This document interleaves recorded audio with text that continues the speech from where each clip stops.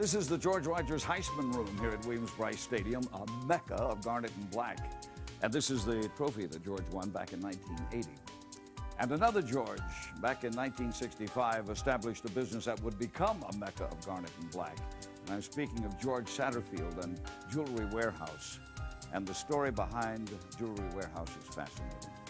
Now, in his own words, here is that story with George Satterfield. I grew up in Philadelphia in a school for fatherless boys, and then worked my way through Temple University, graduated in 1953, and then I was drafted by Uncle Sam in the Army and sent to Fort Jackson. While I was there, I met a little student nurse named Edith, and we dated. And when I got out of the service on March 15th, 1956, I was 2 days from getting married to her, and we decided to go to New York City on our honeymoon. The reason for it was I had read about a company that had a self-service tube tester. At about that time, TV tubes or television sets were very popular, and a lot of people had sets going blank, and they were charged for a big picture tube. And these people in Philadelphia had figured out that most of the trouble was not a big picture tube, but just a small, inexpensive vacuum tube. So he made a machine that they could put in retail stores where people could go and test their tubes themselves and then buy a replacement there if they needed it. And that way they would save a lot of money. And so we went on our honeymoon, and on the way back we stopped there. They liked me, I liked them, and they told me that I could have the franchise for South Carolina.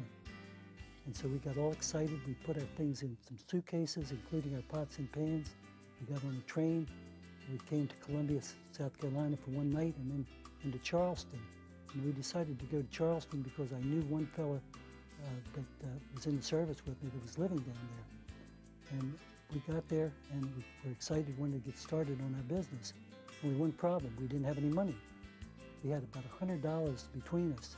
We had no place to stay. Neither of us had a job. We had no car. Didn't even have a driver's license.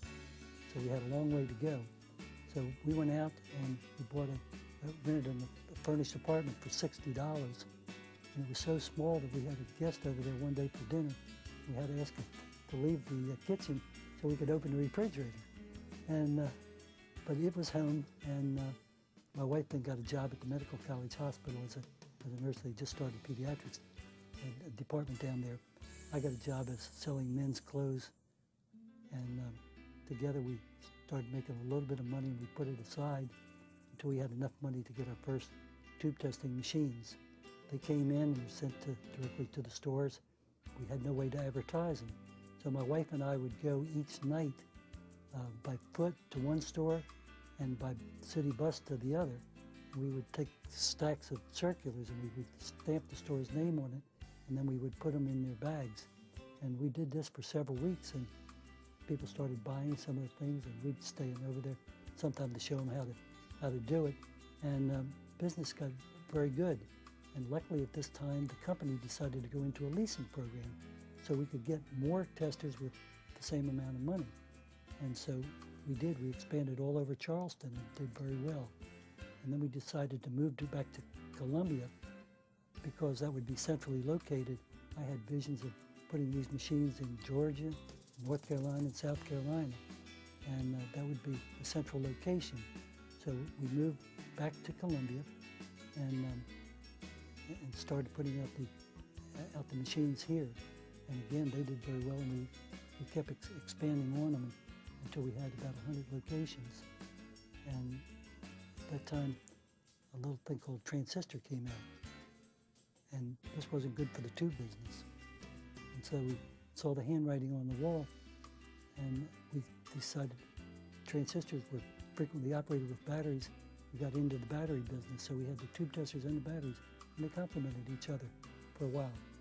And then someone made me an offer to buy my business, my tube tester business.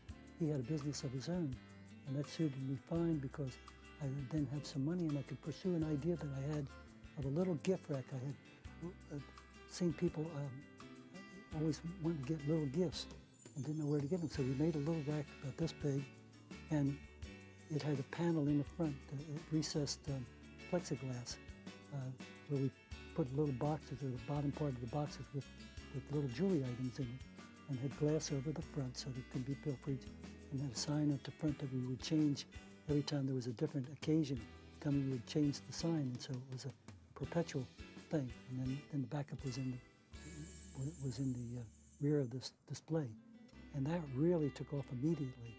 And we soon had them in all 3 of the states that I had wanted the tube testers in, and most of them were in the same stores to begin with.